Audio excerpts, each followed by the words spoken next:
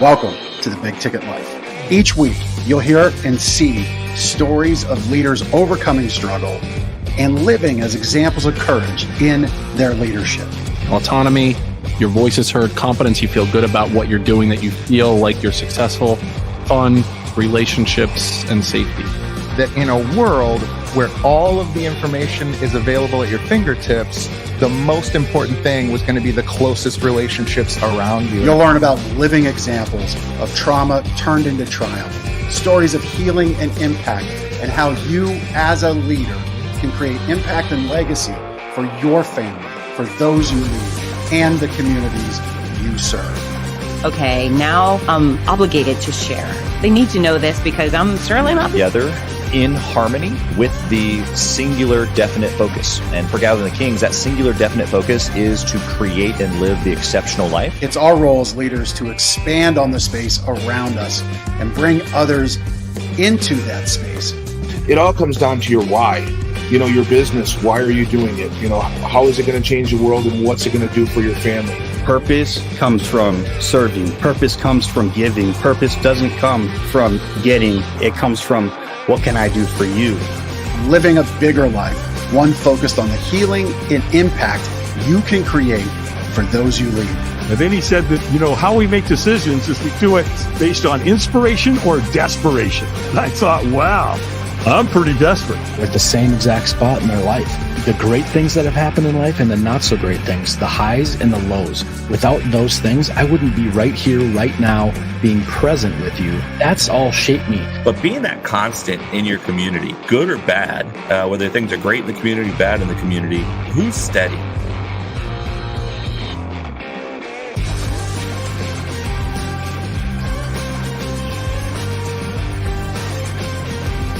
Taking the time and the space to slow down, and this is where inspiration begins to happen. They don't talk about the struggle, but I promise you, the story is in your struggle. There's preparation at operating at a certain level. Any sort of professional, Taylor Swift, U2, there's schedules, there's rituals, there's timings. There's nothing wrong with being humble, but there's also nothing wrong with stepping into your superpower and letting people know who you are. Welcome to the Big Ticket Life.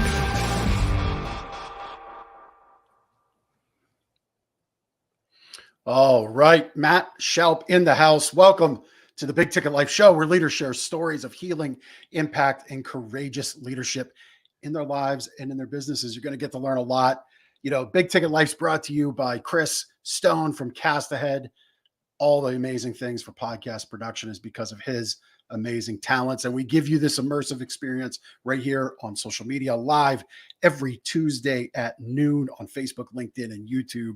That's where you get to watch live on Tuesday. So please like, subscribe, give us a follow so you get the show every week. And if you want to pick it up later, or maybe you're picking it up now on DBTV, where there's something for everybody, you can watch us on Roku sticks, Fire Sticks, smart TVs, where the DBTV app is found. Please be sure to download it and get your dose of Big Ticket Life and other great shows there. Matt Shoup, welcome to the show and the Big Ticket Life. How are you today, sir?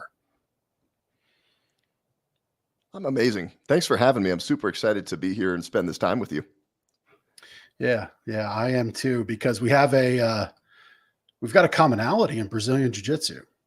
You have a school and I was a student of the sport, and just excited to talk with you about that, about your school, about all the things you have going on in your business and businesses that you own and things that you do. So we'll be able to dig in here on the show.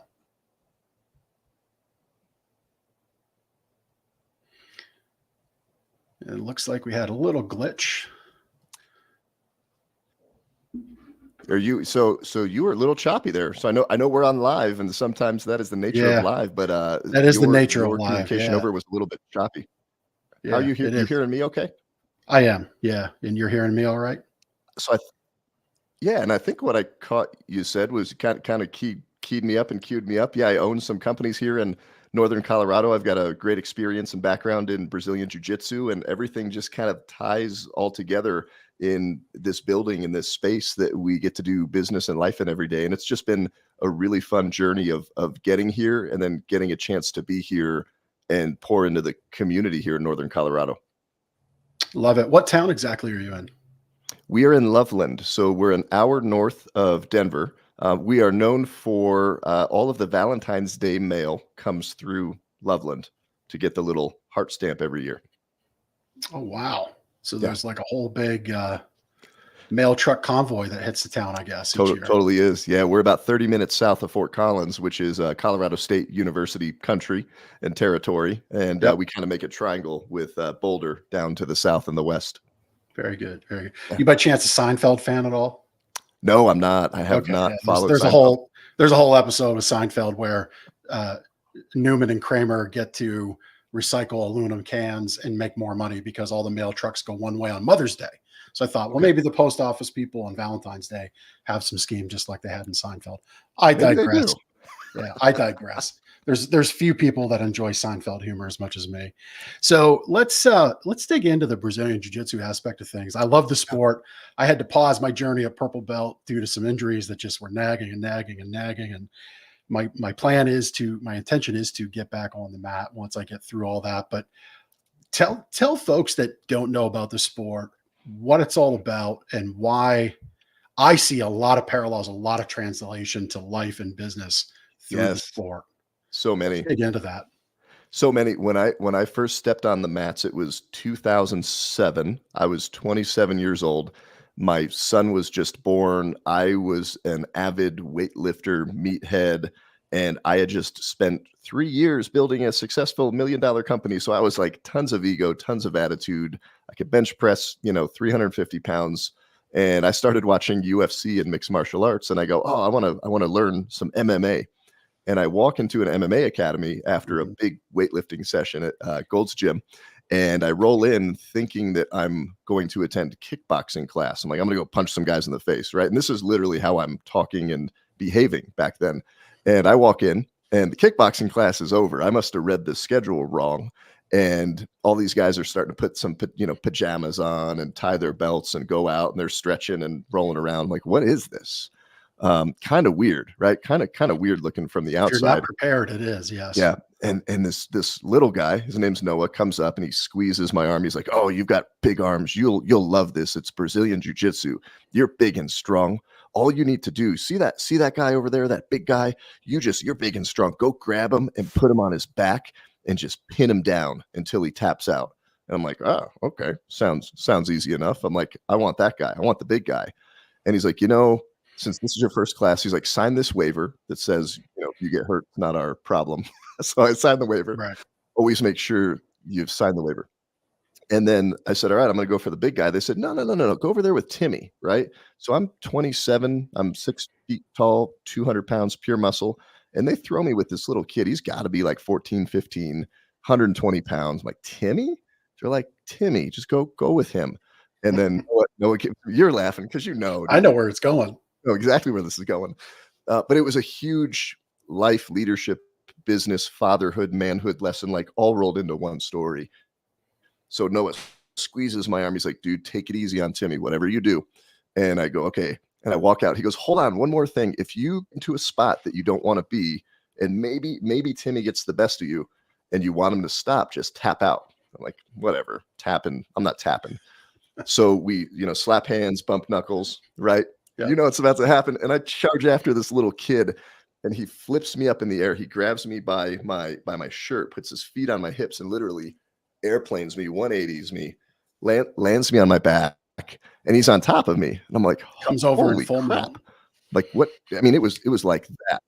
Effortless. He's on top of me. So he's sitting on top of me in the mount. We're looking eye to eye. And I'm like, he's 120 pounds. Like I can curl this kid, no problem, benching him. So I just go and I bench press him. Right.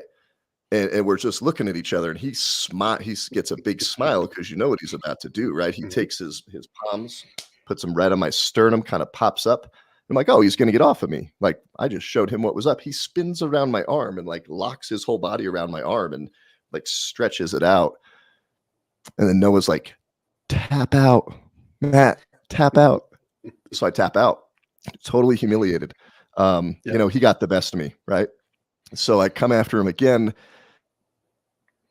instead of flipping me over, he turns me over, gets on top of me, and I'm like, well, I'm not going to give him my arms again. I'm not stupid. So I balled up and I'm like, I'll just roll to my stomach, right? Because I'm safe there. And I roll to my stomach, and now he's like a backpack, like a human backpack on my back, and he just slips in a rear choke, a rear naked choke, and just humiliates me, man.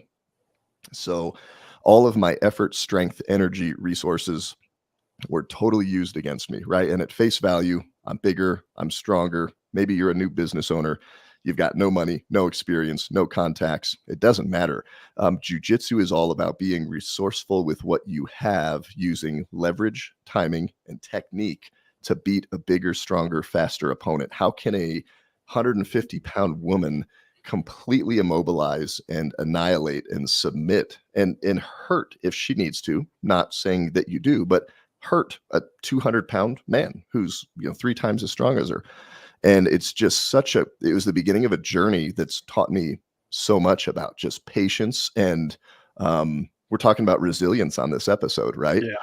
Just being resilient when you're getting the crap kicked out of you every day, financially, whatever it is, just to be calm and say, you know what, I can just tap and reset and start over, and then learn why I got into that position in the first place. Yeah.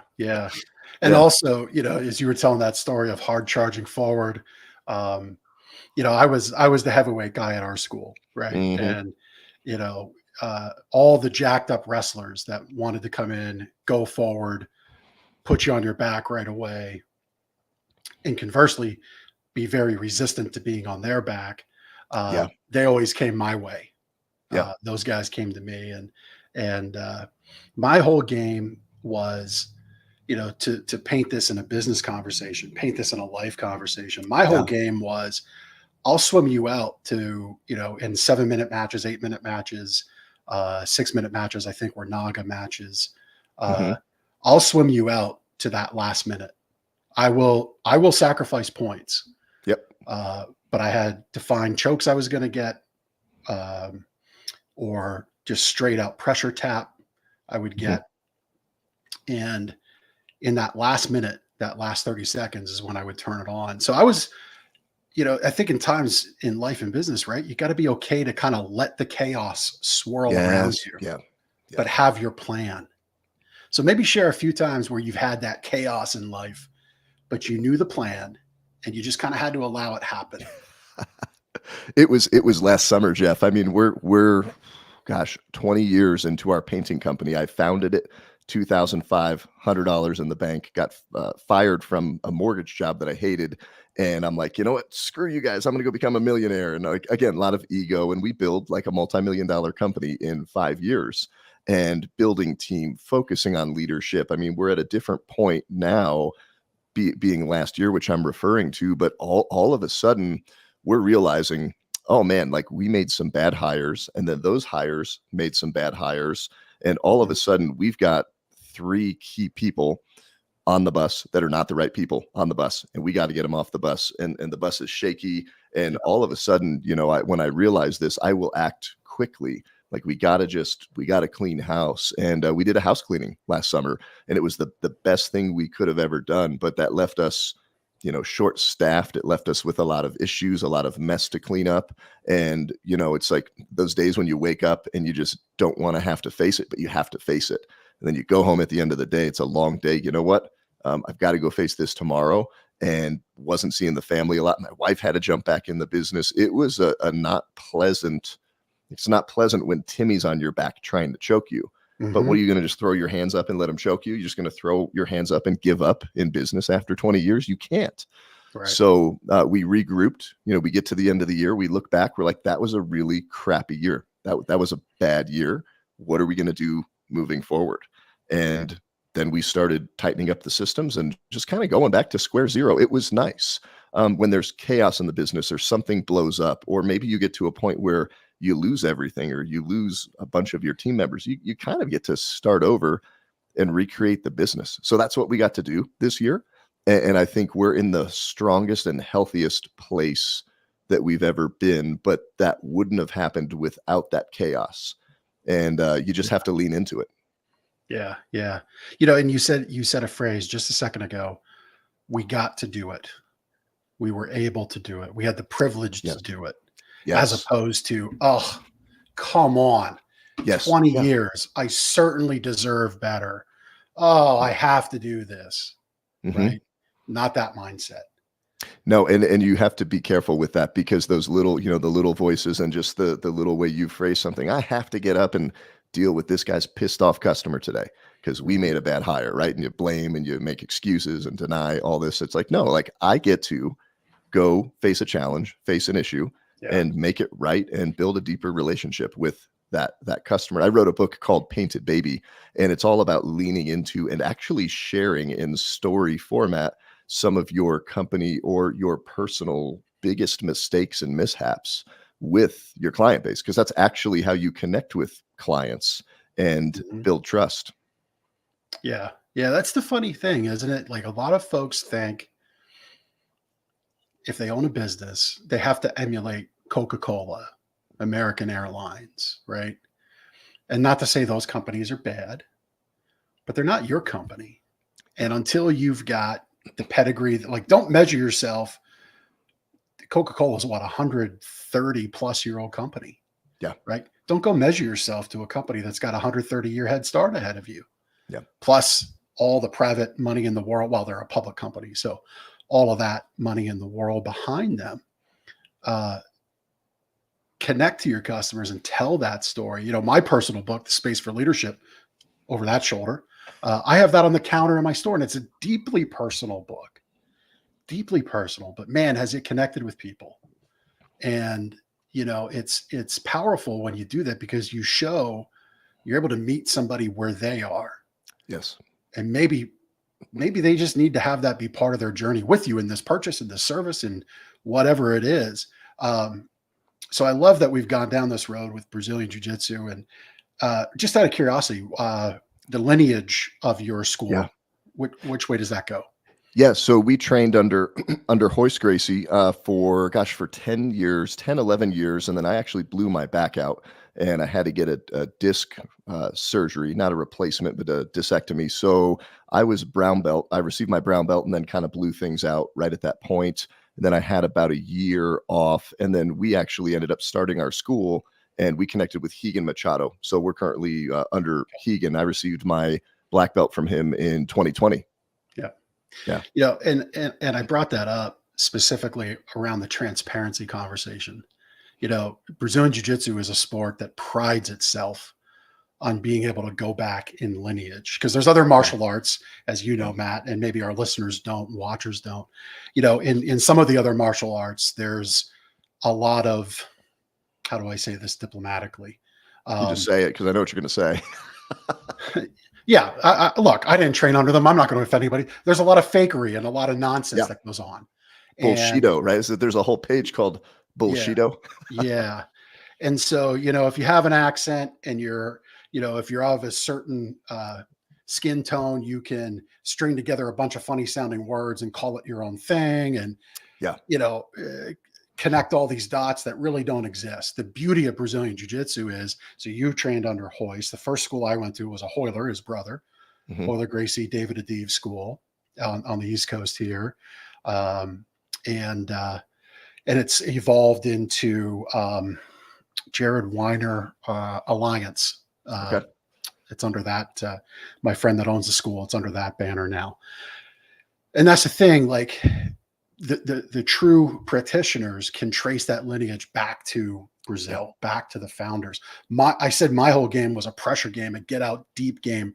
And I learned that from, I want to say Dave Myers. And I think the last name is Myers, because he was one of the first, like, they called it the Dirty Dozen Americans to get their black belts from the Brazilians in the early 90s. Yeah. And so I believe it was Dave Myers, tall, skinny guy. And man, he turned my world upside down and like turned on a bunch of light switches with that pressure game that he had. And I just share that because transparency matters. It's powerful. It's what an entire industry of BJJ is built on. So why can't it be your business? Right? Yeah. The cool thing about Brazilian Jiu-Jitsu, BJJ, is it doesn't lie. Like, if you're a white belt, right, that's the beginning belt. There's five belts. It's white, blue, purple, brown, black. If you're a white belt and you just started training, you go throw on a purple belt and Jeffy comes and grabs a hold of you, you're going to know pretty quick that guy's not a white belt. Like, the mats don't lie. And we live in this society, right? So you go on social media, everything is, painting the picture of perfection, or look, I did 7 simple steps to go from broke on my cousin's couch to millionaire. Now I've got my Ferrari, right? Like 99% of that is complete garbage and BS. And what's so cool about this Brazilian Jiu-Jitsu journey and analogy is getting to black belt. I think a lot of people, they step on the mats and go, oh my gosh, that guy's a black belt. When I get there, I'm going to be there. I'm going to all of a sudden know everything. When I received my black belt, I realized that I'm just getting started, and you kind of already start over. And it's really weird, right? Maybe as a purple belt or a newcomer stating this, but it's the same with business, right? Like, don't be fooled by these people that are posting a lot of this garbage on social media, because it ain't true. And it's easy to fake it. You're going to go through struggle and adversity. And if you ever think you've got no point in business where you're there, be really careful about that, because there's a whole nother mountain to climb. And you just take licks. You just take licks along the way. Like, I'm getting ready to go in for a C5, C6 neck fusion next week, just from fighting and training. And I haven't been able to train for the past year because of that. And that's really sucked. I'm just focusing on teaching. I teach little kids. You guys have popped some of the photos up. We just had a bunch of kids compete. My daughter and I get to come on the mats and help kiddos train every day. They give them the tools that I didn't have as a kid. I got severely bullied growing up. That was a big part of my story. And I didn't have the tools to know how to stand on my own 2 feet and have a voice and stand up for myself. So I love it. I want to get to the teaching kids and youth conversation. To your point of the journey and the levels in the journey, this in Brazilian Jiu-Jitsu, no doubt your students have come up against this. They train in white belt. They're getting mopped. They're getting mopped up on the mat. They're getting beat up, bloody, bruised, battered, and it's all legal. And they're paying you for it, right? Like, if you watch Brazilian Jiu-Jitsu happen as an outsider, you would say to yourself, why does anybody do this? Unless you got that love for the sport. Yeah. And so you graduate the blue belt, and then blue belt's that longest journey, right? To the blues typically that longest journey. And then purple belt happens, and then brown and black. And as you said, there's level. Like, even you got to the mountaintop, the black belt. Yeah. There are no other belts. So a guy that's been a 20-year black belt, going back to that Coke analogy, don't measure yourself against the 130-year-old company. Nope. Just because you're a black belt now doesn't mean you necessarily walk with the same black belt, right? It's interesting. We had a gal. She trained with us. She came in right as a new blue belt and basically trained with us until she got her purple belt. And she advanced like crazy. She gets her purple belt. She rolls into another school's open mat, and another purple belt kicks the crap out of her. Like, I don't know why. I wasn't there. Who knows? Could have been a million reasons. That person was just better that day in that engagement. So she comes into here and like quits our academy. She's like, I'm just quitting. And I go, hold on a minute. You're comparing yourself to some random person that you've never rolled with, never trained with. They got the best of you. Like, think back to 4 or 5 years ago when you came in here. If you would have faced that person from last year, 2 years ago, 3 years ago, you would have murdered that person. And that's the only comparison you want to make. Like, it's great to come on the mats, and you've done this, right? You go put it on somebody, you can do whatever you want. You're toying with them, makes you feel great.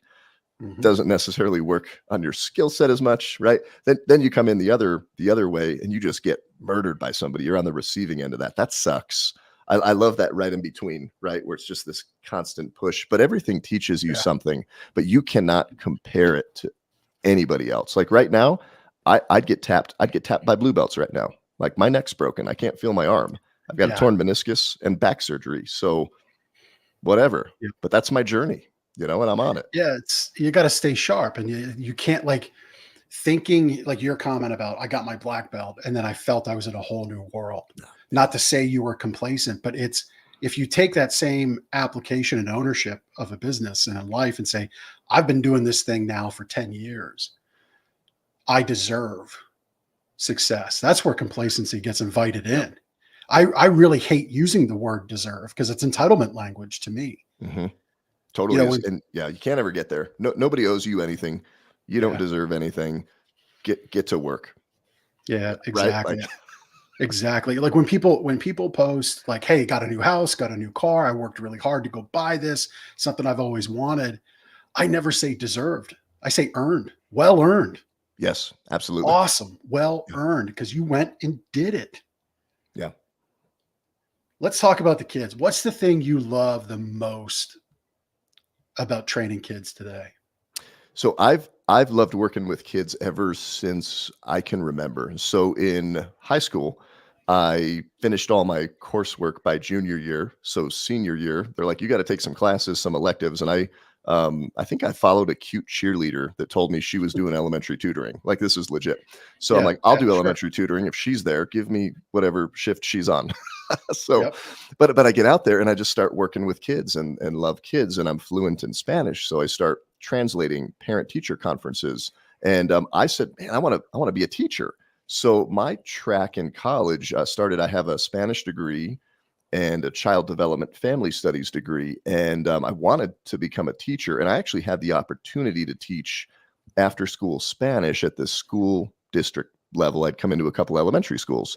And, I'm sitting there and I love the kids, but I didn't love the politics. I didn't love a lot of, I don't do politics and, jockeying for position, and, just saw some things. I'm like, man, I couldn't be a teacher. I have so much respect for people that just love kids. They want to educate them, but they've got to deal with all the other crap that's in there.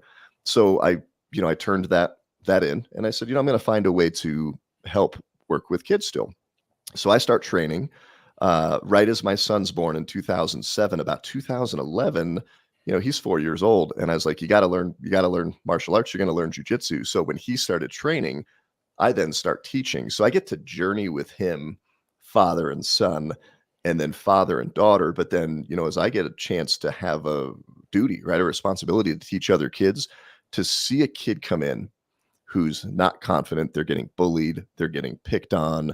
And I tell all the parents, give them 3 months, 2 to 3 days a week. They'll be a different kid. And we will, like right here, this little guy in the green gi. I don't know if somebody's got a little arrow, but there's Hegan right between Troy and I. So below Hegan Machado in the little green gi, that's Jax. He's 5 years old. He's like 28 pounds when he comes in, totally getting bullied, getting picked on. He went out to a tournament and he lost his first 3 matches. He won his last one, but like nobody could choke him. These kids are trying to choke him, and I'm like, just smile. And he's having fun. But so many stories of kiddos that have come in and they're just a different kid, and you get to see that transformation happen. We've got a girl, she came in, her mom posted on Facebook, she was so pissed off because a boy hit his daughter in the face. This is like at the middle school level, and she's real tiny. And I reached out to her and I was like, hey, bring her in. And we sponsored her for a year, and she's out just dropping kids right now, and just such a different person. The confidence. And again, like, I didn't have that growing up. I was scared of the world, man, all the way through middle and high school. Yeah. So how long have you been having a focus on kids classes? When did that start exactly for your school? So I started teaching when my son was 4. He's now 16. So, a little over a decade. We founded Northern Colorado Jiu-Jitsu and Self-Defense. That's our school. We founded that in 2019. So I've been leading the kids program here for 5 years. So what's been the genesis of, because I think success in society involves teachers of any persuasion, right? Of any practice, any educational model, teachers. It involves the student, and it involves the direct mentor parent. Yeah. And education is something I pay attention to. I sit on our education foundation board for Skills and Career Center locally. I was at our school board meeting last night. These are things that I pay attention to because I believe that it's so important to secure future for our children, my children. I'm very self-interested in my children, as we all should be, right? Yeah. Yeah. What's been the genesis of parents that you've seen in that dozen or so years? Like, did you see parents just like throw the kid in, like, go do this? And like, what are you seeing that frustrates you? What are you seeing that's positive? And Yeah. how can people really help their kid build confidence through this sport or any Yeah. sport for that fact? Man, I see a lot, and I'll start with the positive, right? Because I think there's always a positive and maybe a negative. But I love when parents come in and they first recognize and realize, like, hey, my kid is getting bullied, and we got to do something about it. I'm actually writing a children's book right now. It's called JJ Learns Jiu-Jitsu. It's about a bullied boy who discovers his inner voice and strength, and it's a little bit of my story, maybe. With a boy, and mom says, "I'll just ignore them. Words don't hurt. Words hurt, and then words turn into other things." And what I love to see, and the opposite, right, is the frustrating side. Is like when a parent owns that, they say, "My kid's getting his ass kicked at school, and I need you to help me with that, and I want to work alongside you with that." And then I say, "Great, give them 3 months, but you've got to stay off the mats." Like, you've got to stay not in a authoritarian way, like stay out, like let me do my thing with these kids, and they let me do that, and then I give them some recommendations. And hey, next time this happens, stand your ground. Next time this happens, psychologically, verbally, and then physically, stand your ground. And then when they come back and they say, hey, this kid tried to do whatever he was doing, and it didn't work that time. So it's cool when you get to partner with parents and they recognize and understand my ability and my passion and my heart for it. Now, the frustrating side is when, and this is like, Johnny's going to quit. Like, he just signed up for a 6-month membership. He did 3 classes, and Johnny had a bad day, and he got pushed around a little bit. So we're going to quit jiu-jitsu. And we went to the other school, the Taekwondo school, said he'd get a black belt in 3 years, and we signed up for their black belt club. I'm like, that's the dumbest thing. All due respect to Taekwondo and every other martial art, that's the dumbest thing you could do for your kid right now. You just showed your kid, and I get pissed. I'm pissed now, right? Talking about this. You just showed your kid that you fall down and get a boo-boo, and you're going to quit what made you fall down and get a boo-boo and go do something where easier results are promised to you. And then you're going to maybe get your black belt like that. Dude, your kid's going to get mauled by the bully and probably mauled in life, because that's not how life works. So that's really frustrating for me when parents, their kid has a little bit of adversity. And how does a 6-year-old kid talk you, the grown parent who's paying for this, into telling you what they're going to do? Yeah. I'm just going crazy right now, Jeff. I need a minute. It dawns on me just with what you said right there. How does the 6-year-old kid convince the parent, which is actually sell the parent? I'm a big sales guy. I've made my livelihood. You've made your livelihood selling things. I think when done right, it's the most honorable profession you can be in, because you show somebody the value you have for their hard-earned money that they have to give you. And so, while I'm gravely concerned of the society some are allowing to be crafted, as in the fall down, go get the black belt because it's easy example,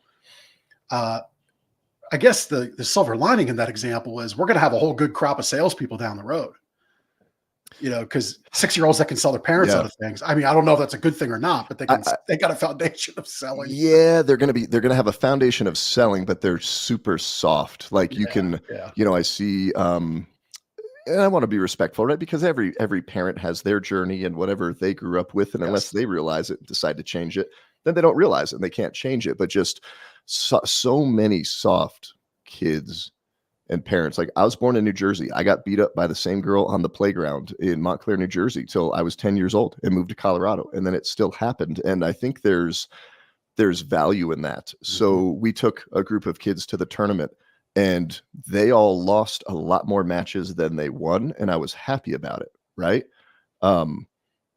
Like the little guy that I showed you, right? He lost his first 3 matches, and you would think, oh, well, are we not teaching him good enough jiu-jitsu? I'm like, he's still 30 pounds, and he's in the 45-pound weight class.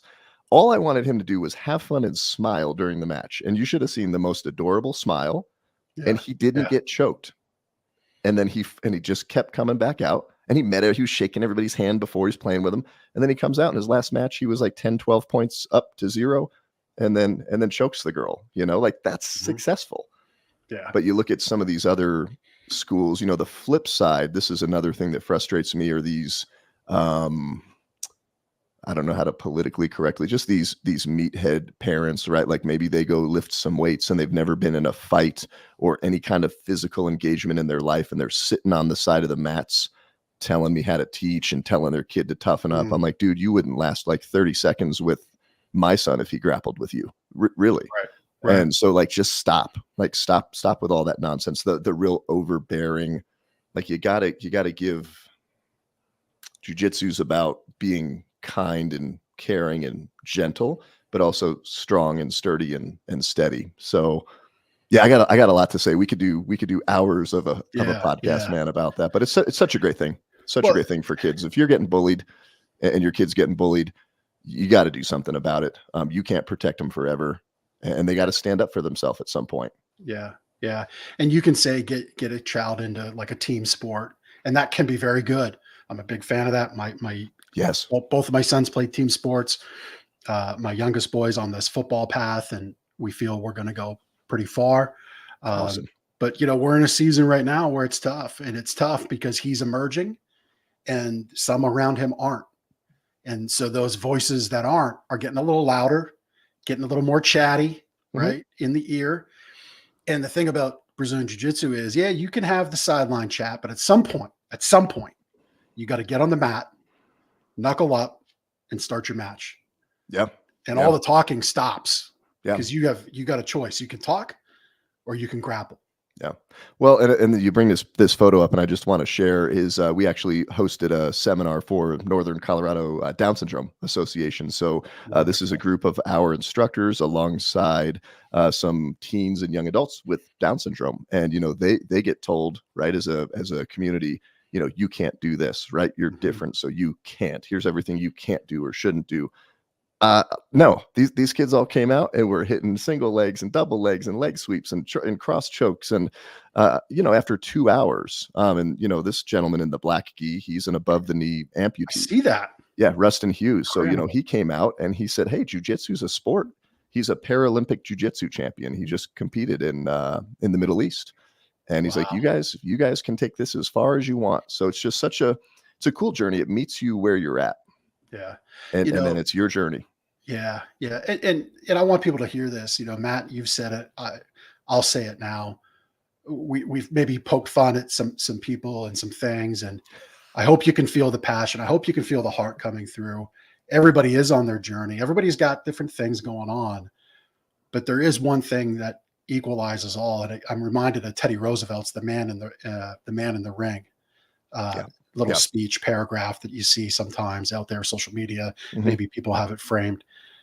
What you're doing for those kids, getting them on the mat, what you're doing for those kids with Down syndrome, getting them outside of the can't do is incredible. I've got 2 people in my circle that have sons with Down syndrome, Ari and Brian, and they are so committed to leading those 2 young men that, listen, you can see they have Down syndrome, but you can also see they excel in spite of it. Yes. Yeah. And so we don't have to be a product of circumstance. We can have circumstances, but we can push through it. Yeah. Anything to expand on that you've experienced in life? No, I mean, I'm on my jiu-jitsu soapbox. I just think it's a beautiful thing. It looks a little strange from the outside, but I don't care if you're a 30-year-old 5-year-old 30-pound kid getting bullied up to, a 65-year-old woman with 2 knee replacements, right? Like we gave a gal her blue belt who earned that, right? Wow. And just come give it a try. It's super fun. And even if you just want to listen to 2 jiu-jitsu guys chattering, just the analogy, right? Marriage, business, parenthood, leadership. It's all a journey where you start with the first step. You get severely humbled at the beginning, and then you learn little by little, and you just need to take little tap out breaks, right? And just stop. Hey, I got owned right here. This got the best of me, and I need to regroup. But you're in this community of people, right? It's so important, Jeff, to have a community of people that support you and encourage you along the way, right? So if you're a business owner, a couple other business owners, even if it's just a few, and guess what? The other 9,000 people that don't own businesses are going to be talking so loud, giving you all the advice and the input. They don't own a business. Be quiet. Like, cool, talk all you want, but connect with people that have been there and done that. Again, if I'm a faith-based Jesus follower, right? Get in a circle of men and people that can encourage you in that journey. And you know, you're gonna mess up and miss the mark a lot more on that journey until you start getting it right. So wherever you're at in life, leadership, business right now, if you're listening to this and you're like, man, I keep getting choked out, I keep dropping the ball, this isn't working, keep going forward, find some resources, find some people, and it all comes around. Yeah. Yeah. And if you're struggling to find those people, I think it goes back to what you shared earlier about being vulnerable and being transparent with who you are, where you're at, what's going on. You'll find you can connect and gravitate to those people that you need the most in your life, right? Yeah, absolutely. And you know, the unfortunate thing, and again, I think there's a positive in every negative, but as you kind of start to grow and advance in your business journey, this has been my reality, is you have people that are cheering you on at the beginning. Yeah, go start that business. Go, yeah, you'll do great. And then you start doing great, but they're like, don't do too great, because it's maybe making me look bad or feel bad about myself. And then all of a sudden, you know, people you thought were your friends are attacking you. And it's, you know, that's just the nature of what I've experienced. And, you know, business and money and success will change that. But, you know, know who those people are that you could go to at 2:30 in the morning when your world is falling apart. But, you know, like, I can call that guy, that gal, he or she's not going to judge me. They're just going to be there, love on me, share experience, and give me support. And just having literally like one of those people is a game changer. Yeah, no doubt. No doubt. I love that about, you know, again, it goes back to the jujitsu analogy. There's different levels, there's different parts of each journey within the journey, the journey of white belt, blue belt, purple belt, etc. Journey of different stages of entrepreneurship. You got all of those promoters and people applauding you to start. And then it's like, oh, they actually went and did it. Mm-hmm. And that the negativity comes out. It isn't a judgment on you. It's an admission of self. It's an admission of, oh, I can't do that, so I'll have to project myself onto the situation. You know, I tell my son right now, look, anybody that's in your ear, just ask yourself this one question. Would you change positions with them? Right. Would you step into their shoes right now? For the opinions of the coaches on them, the skills that they have, the grades that they have. You know, would you change lives with that person? And if the answers are no, then don't even pay attention. Yeah, it sucks, but that's the litmus test, right? Absolutely. And, you know, I find in business too, because when you start to get like the heat, the haters, the judgment, whatever that is, I always remember too, because again, I got bullied. I had something to prove. I was very short tempered and very aggressive in my earlier years, but like, man, I would just pop back and snap back and pop off to people as like, hey, everything's going through something. Like the way somebody else shows up to you and presents themselves, and it's not pretty. It's really just a reflection of where they're at. So again, and I still, you know, I'm 42. I still got to bite my tongue in certain situations, but just respond in kindness, you know, because, you know, you don't know how your response, like when somebody pops off to you or they make a quick judgment, what you want to do is react. I talk about this in Painted Baby. That reaction is the knee jerk. Well, he said F you, so I'm going to say F you back bigger and 10 times stronger. Right. Versus like, take a minute, respond, consider the source, consider what they're going through, and just show them some kindness, because that could be kindness that maybe they haven't seen in a while and could change the trajectory of, you know, whatever they're going through in life. Everybody's got something. Like me and you, we both got something sitting here on this podcast, and, you know, giving people some grace and some space, while also setting some boundaries, you know, like, not okay to talk to me like this, but I hope you have a better day, you know? Right. Yeah, no, love it. Love it.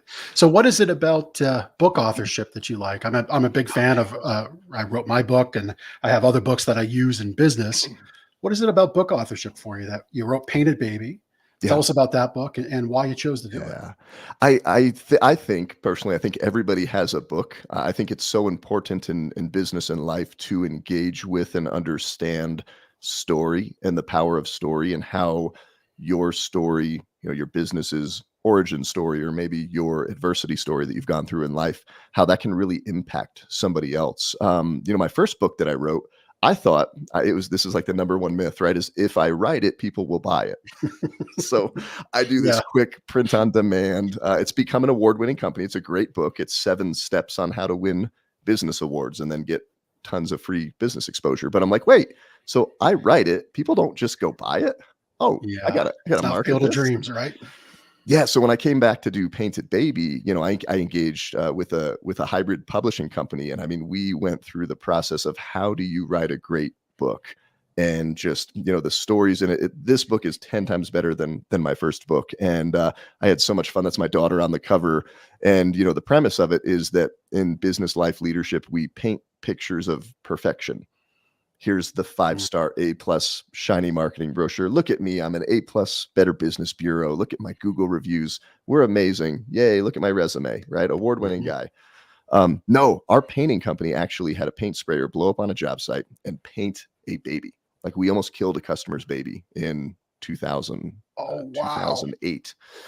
And I'm sitting in a sales presentation, and I just showed my shiny brochure, and I'm closing the guy, right? The Benjamin Franklin close, the either or close, the scarcity close, and he's just pushing it back.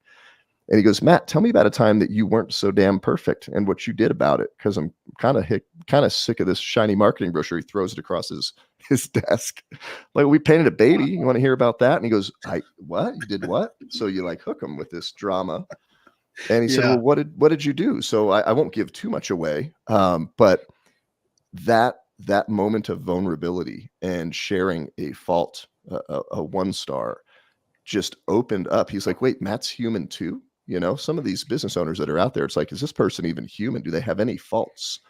And when you can connect with somebody at that deeper level, it shows you're human too. It allows and engages them to be able to connect in the same way. And just think about it next time you're in a conversation, right? Oh, life's good. Business is good. No, man, I'm struggling with this. Can I share this with you? I really screwed up here. And it's almost this sigh of relief because, that other person knows they're going through it too. So yeah, Painted Baby is it's a bunch of stories of mine and other entrepreneurs on how you can capture, craft, and communicate a very engaging and empowering story, just being truly you, being vulnerable and real. And not being so dang perfect all the time. And then how that will transform not just business, but all your relationships. Yeah. Yeah. I love it. I mean, I just love that vulnerability. Yeah. I say, so I have a retail business that I co-own. One of the things that I do, and it's a retail mattress store. And like one of the most kind of like this obscure thing, yet it's a commodity and everybody uses it, but we make it very, very special. Cool. And we do pride ourselves on our reputation. And we tell people, look, read our reviews, but it's not just the Google reviews. We get these handwritten feedback forms. And I think it's very special in this day and age to get those. And most weeks we get more of those than we do the online reviews. That's awesome. Love that. And I think that's cool. And we get to say, look, you can see our reviews, you can see our awards, but I want my customers to tell that story. So just flip through this PDF or flip through the actual copies. They're right here. And then you make a decision if we feel we're a fit. But those 1-star reviews that you've seen and those negative handwritten ones, we keep them in a special book. Yeah. I say, look, they're all well earned. We made mistakes. Yeah. And let me, and then I'd encourage you, right? And anybody listening, find that one that was the worst. Like a painted baby is bad. That's not a good day at the office for a residential paint company.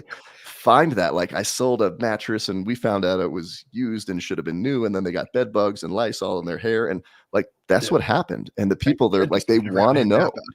Yeah. Like you're this perceived hero that all of a sudden is in this adversity. They want to see what you do. And hey, here's what we did. Here's how we made it right. Yeah. And it puts the customer in a position to where, okay, this could happen to me, but here's how Jeff's going to stand behind it. And when you do that, that shows what you're really made of. Like, if I say I'm going to be honest and do the right thing, but I don't have an engagement with you where that's ever put on the line, I don't really show you that I have those things. So like your 1-star review, go get one of those. Those are the best things that can happen to your business, because the way you respond to them shows more about who you are. The 5-star show the great stuff, and you need those. But don't be so worried about that kind of stuff. Yeah. So you've got your Painted Baby example.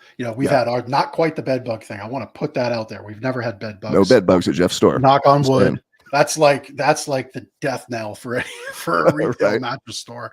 But yeah, I mean, we had some of those instances where, a piece of furniture, they thought they bought one color, but we delivered another. And, where did the mistake happen? It gets into hearsay at that point. And so you can choose to dig in and side with your person that does this every day and doesn't really have a series of issues or mistakes, or you could do the right thing by the customer. Yeah. You know, and it's like, I counsel people that I work with and I coach, and I say, look, you know, that negative review, what would you pay to remove it? And often it starts like at $500. Yeah. I'm like, well, it was a $200 mistake to fix it. Yeah. Yeah. So just pay the $200. Yeah. Right. Anybody that you've worked with where you've helped them get through that crushing moment, because they do crush. It sucks. It sucks Yeah, to get I mean, these negative reviews. Other than yourself, anybody else that you've helped work through it?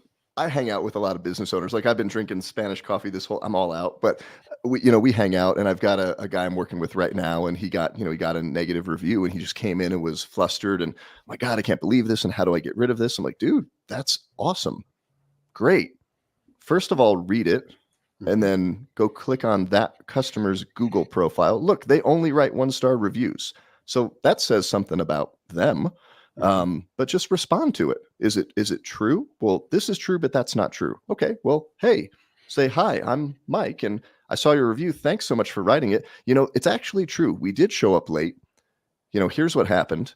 But did you forget that we called you to tell you we were going to be late because we had a flat tire, and we fixed the tire, and then we actually came out, performed our service for you. I think it was junk hauling. And then we actually hauled some extra stuff. You forgot to write that. But either way, you know, if you're still not happy, we'll give you all your money back. Go ahead and give me a call direct on my cell. Wait to hear from you. So, you know, you look at those two responses. Anybody that's decently intelligent will look at all of the pieces of that puzzle and know what's going on. There was a limousine guy, and this dude was a hot wreck here in Northern Colorado. He's a hot wreck. I mean, a lot of negative reviews, and he would fire back with some of it was funny. I give his comedic value, I give that a high score, but some of it was pretty, there was no accountability. And it was entertaining. I don't think it helped his business, but how you respond says a lot about who you are. Yeah, it does. You know, and again, to go back to kind of come full circle in our conversation, you know, really what we're talking about here with this reviews or opportunity to handle conflict resolution with an employee or a spouse or your child is, it comes back to transparency. You know, one side gets to say their case and you get to say yours, and the future customer gets to make a decision. You know, your child, from this instance and this issue, you handle it, you hear both sides, you give your side, you get to come back to that issue for the future and reference it for the future. That transparency and that position of vulnerability to say, I made a mistake, really matters and counts for a lot. Really, really does. Hey, I was just going to say, I lost you on my screen for about a minute there, so I didn't catch whatever you just said. All right. But the last thing I said was how you respond says a lot about who you are and what you're made of. Yeah. And then that's right where I lost you. But yeah. Well, I just added a few more sound bites to it. And so we're actually coming to the top of our hour, and it seems we're pressing the favor of the internet gods with technology. So we'll wrap it up. Matt, I've loved jamming out with you. You know, first and foremost, love all you're doing. Love how you're leading your community, especially those little jiu-jitsu practitioners and kids that you got on the mat. I think that's fantastic. I love the faith aspect of your life. If people want to connect with you, we've had you up on the screen. We've got you in the show notes, but if people are listening to this on audio, where do they go? And maybe you lost me there again. I'll do it for Matt. So Matt's a great guy. We've got all of his information here up on the screen. MattShoup.com. That's at MattShoup, MattShoup.com. You can go there. He's got a number of books. Painted Baby, his other book about helping you grow your business through reviews and handling good reviews and getting a lot of great press for rewards for your business. He's got a podcast. MattShoup.com is the place to go. Matt, can you hear me? yeah, no, thanks. You cut out for a minute, but yeah, appreciate the plug. And man, it's been so cool to be here. And I feel like we've totally got a round two. We got to come back and hit on more things. I think we're just scratching the surface today. I think so too. And really enjoyed our time. And thank you for all you're doing, man. You're 120 episodes deep into a podcast, which is a lot. It's a lot of work. It is. So thank you. Well, thank you for seeing it. Respect all you're doing, man. Keep living life out there in Colorado. Good luck on the surgery that's coming. Thank you. Many blessings to you. Prayers of healing. Thank you. Everybody else. I really hope you have a great week. I want you to go out there, live as an example of courage. We talked about it here. People need grace. They need empathy, understanding. You can be that person. Go lead with courage this week. We'll see you next week on The Big Ticket Life. Take care. You just heard another impactful show on The Big Ticket Life, challenging leaders to lead with courage and work to solve the clash that exists between those they lead and the lives they live. Now is the time to focus on leveling up the humans you lead and the impact you can create in their lives. It's time to lead with courage and be a living example of courage. I'd love for you to go to thejeffg.com/mission. That's thejeffg.com/mission right now and book a call with me to discuss how to integrate these examples of courage into your leadership, how to approach your team with vulnerability, and most importantly, so we can plan out how you'll invest and level up the humans you lead for maximum healing and impact so you can be the leader your people need every day. Visit thejeffg.com/mission.